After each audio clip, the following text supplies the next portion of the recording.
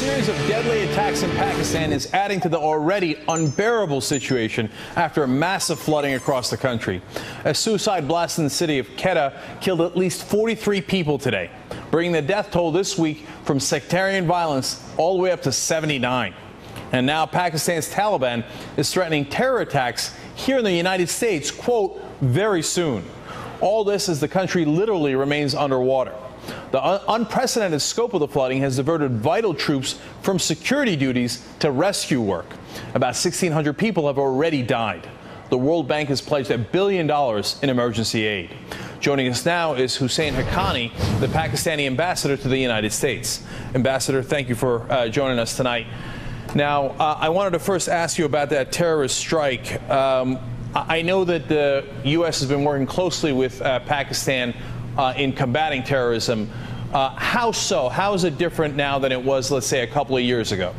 Well, during the last 2 years, Pakistan has hunted terrorists in several parts of the country, and we have forced the extremists to cede a lot of territory. That said, terrorists can strike anywhere, as they have shown that they will continue to do even after this massive natural disaster of the floods. But what is the good news is that it does not endear them to a lot of people. So support for fighting terrorists is increasing, and the Pakistani public now supports the Pakistani military's actions against extremists all over the country. Well, the Pakistani government has been doing a lot more offenses, strikes against the Taliban, et cetera, in the country. Again, that seems to have changed from the Bush administration to the Obama administration to some degree. What do you account for that change? Why has there been a little bit more of a focused effort in Pakistan these days? Well, I think that the real change in this is not the change between the Bush and the Obama administrations, but rather the change of administration in Pakistan. Pakistan elected a democratic government in February 2008. The democratic government is more committed to fighting terrorism. It realizes the threat terrorism poses to our own way of life and to our own people. We certainly do not want a generation growing up under the Taliban, denying education to our young women and making Pakistan a part of the 12th rather than the 21st century. Ambassador, what does the flooding have to do with terrorism? Are those two issues related at all?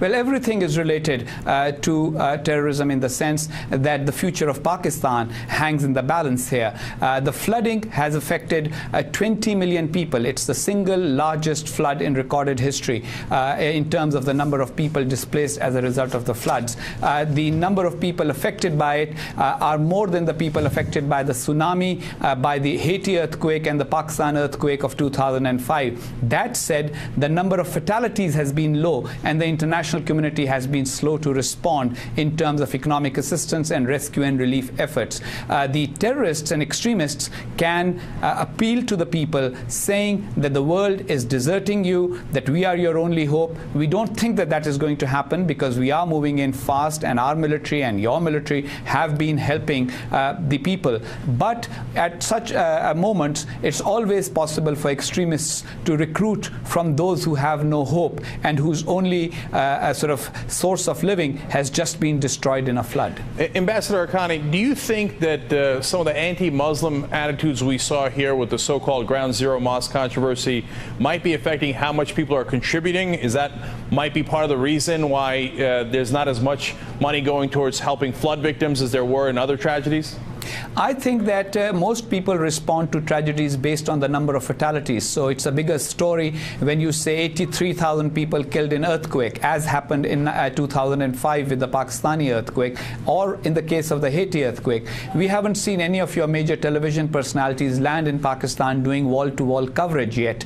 This is a slow-moving tragedy. 20 million people have lost their homes, their crops, their livelihood. But that is not easy for people to comprehend in a single image, as you could with the earthquake with large number of fatalities. That, rather than any other factor, is responsible for the slow response to the floods tragedy. It's not easy for people to understand someone who's lost his life in the real sense of losing his living. It's easier for people to comprehend when somebody is just dead and you're showing images of dead bodies on television. Ambassador, I'm curious, just one last quick question here. What has been the reaction, if any, in Pakistan to the so-called Ground Zero mosque controversy here in New York?